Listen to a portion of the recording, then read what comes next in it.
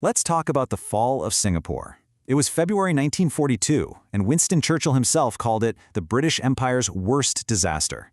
You had this massive Allied army completely crushed, an event that really just shattered their prestige and flipped the script on World War II in Asia. So, the big question is, how did it all go so horribly wrong? I mean, just look at the numbers. On paper, this should have been a cakewalk for the Allies.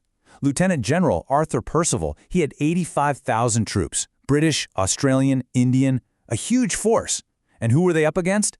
A Japanese invasion force of only 36,000 men. That's less than half. We're talking a more than 2-to-1 advantage for the defenders.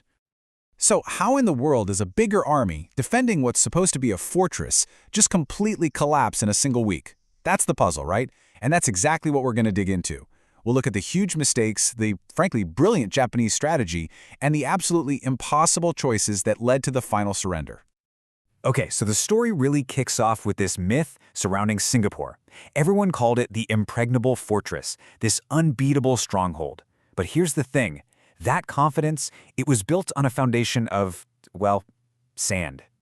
The entire British strategy was laser-focused on one thing: an attack from the sea. So they built these gigantic 15-inch naval guns and pointed them all out to sea, waiting for battleships that would never come. And the jungles to the north, on the Malayan peninsula? They just wrote it off. Oh, it's impassable, they thought. It was a classic case of underestimating their enemy. And it gets worse. The shells for these massive guns were armor-piercing, great for punching holes in ships, but pretty much useless against infantry on the ground. So you've got a fortress that was literally designed to fight the wrong war from the completely wrong direction. And here's the kicker. These flaws weren't a secret, not to the Japanese anyway.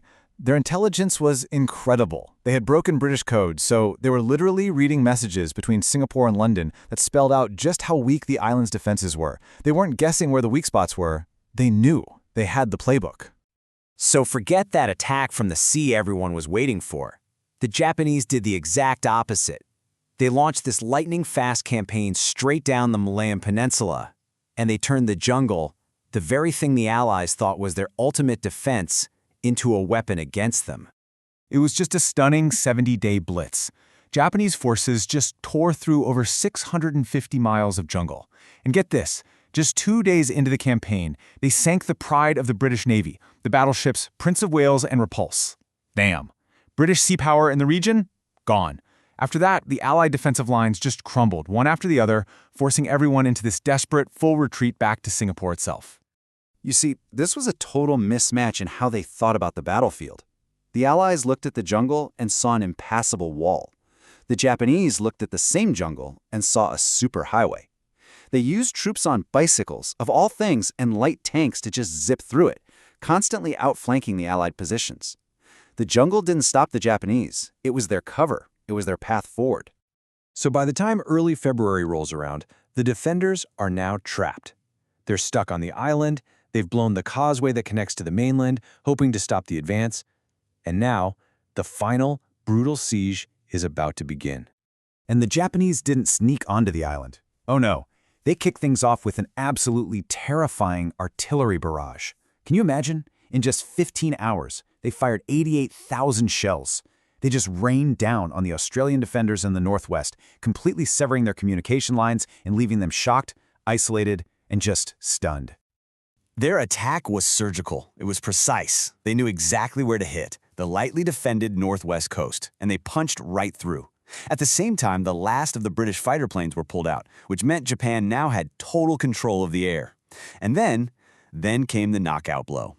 They seized the high ground at Bukit Timah, and with it, they captured the Allies' main depots for food and fuel. The island's defense was just completely unraveling. So now you have Japanese forces pushing right into the suburbs of Singapore City itself. The Allied commander, Lieutenant General Percival, he's backed into a corner, and he is facing a choice that is, well, it's truly impossible. And this is one of the great ironies of the entire war. The final Japanese attack? It was a giant bluff. The Japanese commander, General Yamashita, admitted it later. His army was exhausted, they were almost out of ammo, he was terrified of getting stuck in brutal street-to-street fighting. In fact, he was this close to calling the whole thing off. He was bluffing, big time. And it worked. But of course, Percival didn't know that. He couldn't see Yamashita's cards. What he saw was a city about to descend into a humanitarian nightmare.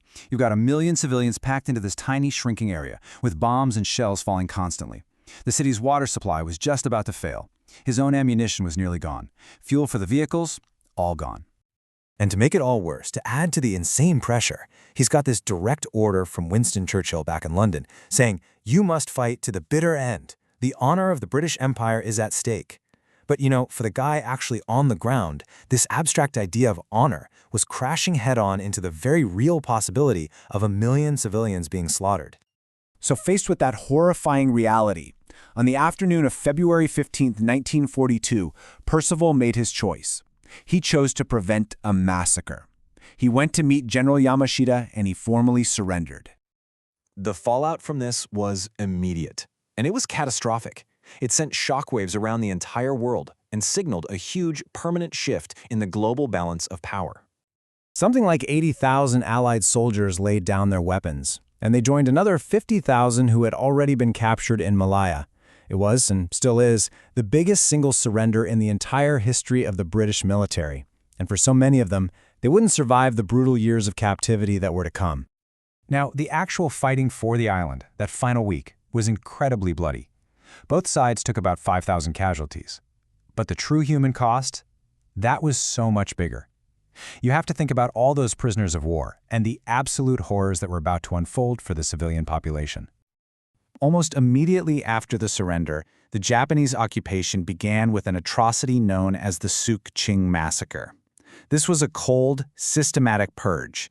They went after ethnic Chinese civilians who they thought might be hostile to them, and they killed thousands. It was just a horrifically brutal start to what would become a 3.5-year occupation. Really, there's no better way to sum it all up than with the words of the British Prime Minister himself. For Winston Churchill, Singapore wasn't just a defeat, it was the ultimate humiliation, a complete and total failure on every single level. And that leaves us with this final thought.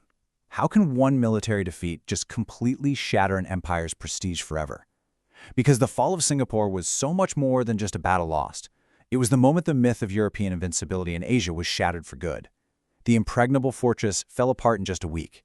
And when it crumbled, the very foundations of colonial rule in the region started to crack, really setting the stage for the completely different world that would emerge after the war.